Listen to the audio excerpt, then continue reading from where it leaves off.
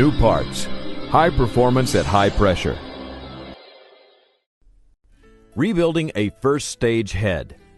As always, and for your safety, before you start any service work, be sure to turn off any power, depressurize anything you're working on, and be careful of hot surfaces.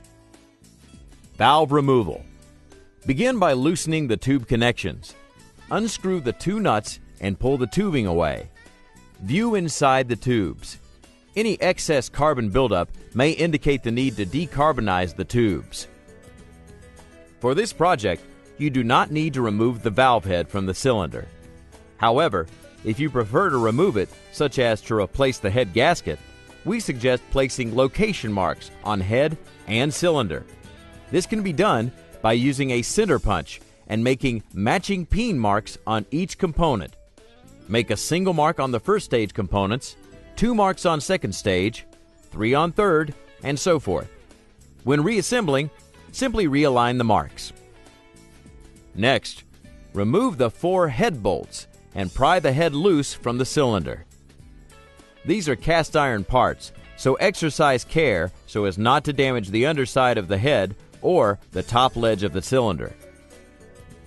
Using a razor blade and Scotch-Brite, remove the head gasket and any debris from the underside of the head and the top ledge of the cylinder, but be careful not to get any droppings into the cylinder. Now remove the retainer bolts using a 6mm Allen key. With the bolts off, lift off the discharge and the suction valve covers.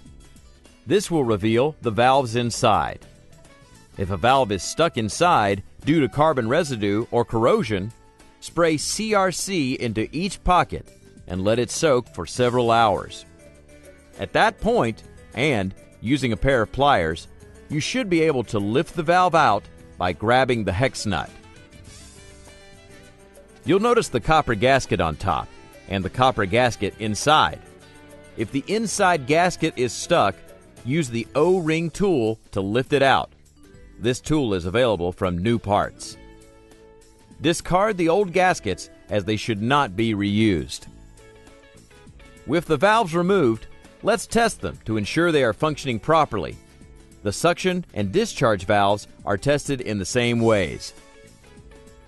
Firstly, check the plate movement against the spring. This can be done by simply pressing on the plates using a dull prod or screwdriver. Be sure not to bend or mar the plate. Make sure that the plate fully strokes without interference. Test it all the way around. The next step is to verify that the valve plates are fully sealing. This test is conducted by filling the cavities with light machine oil such as mineral spirits. If the fluid retains in the cavities, this is a good indication that the valve still seals. If either fails a test, it should be discarded. Normally, these valves cannot be rebuilt. Also, the valves must be cleaned and decarbonized using a solvent. A word of caution: all solvent residue must be removed prior to placing these parts back into a breathing air compressor. Now let's inspect the pockets in which the valves are held.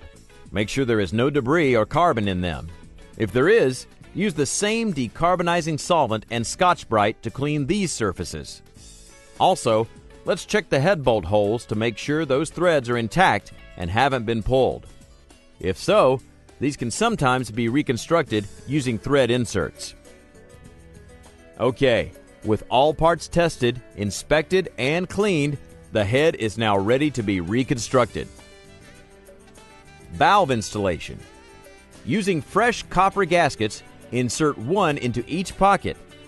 Make sure it seats well down inside. Now, let's install the discharge valve. It's the one with the less shallow lip on the bottom side.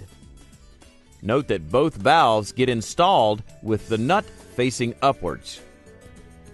Place a fresh gasket on top, making sure it's seated all the way around. Now, install the suction valve, and notice the suction valve has a deeper lip, which matches the lip inside. Place a copper gasket on top, making sure everything is down in there tight. Install the discharge valve cover, the suction valve cover, screw the bolts down by hand, and then, using the torque wrench, tighten them the rest of the way to 18 to 20 foot-pounds. Make sure to tighten using a cross-hatch pattern. Now, let's reconnect the tubes.